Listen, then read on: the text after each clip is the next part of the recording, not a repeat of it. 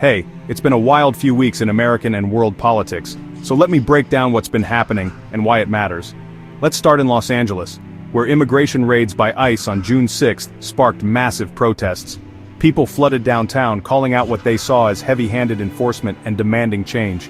Most protests stayed peaceful, but some clashes with police and ICE escalated into riots, leading to a nighttime curfew across much of downtown. Then things got even more intense. President Trump federalized the California National Guard, sending thousands of troops and hundreds of Marines into LA, without the governor's consent. That move set off a power struggle between city, state, and federal leaders. Governor Newsom called it a blatant abuse of power, and LA's mayor accused Trump of trying to create chaos, not calm. But LA isn't alone. These protests are part of a bigger national movement, with people taking to the streets in cities like New York, Chicago, and Madison. Immigration policy is front and center, and tensions are running high. Meanwhile, the nation was rocked by truly tragic news out of Minnesota. State Representative Melissa Hortman, a leader in the House, was assassinated at her home. Earlier that same day, State Senator John Hoffman and his wife were shot and hospitalized. Authorities quickly tracked down the suspect, Vance Bolter, who had been plotting for months.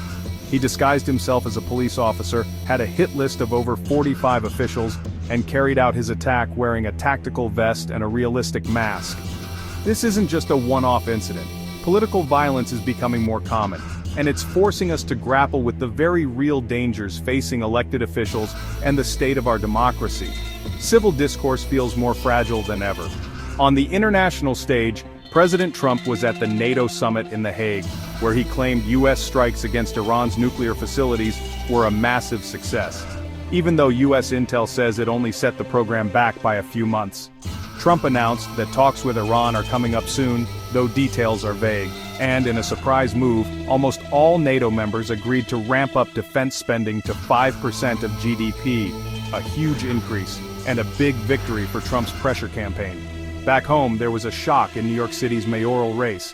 Zohran Mamdani, a progressive state assemblyman, pulled off a win in the crowded Democratic primary, beating out former Governor Andrew Cuomo. That's a sign that political winds in America's biggest city are shifting fast. So from LA's streets to Minnesota's heartbreak, to global power plays and local political upheaval, June 2025 has been a month of turmoil and transformation. Thanks for keeping up. If you want more breakdowns like this, hit subscribe and I'll see you next time.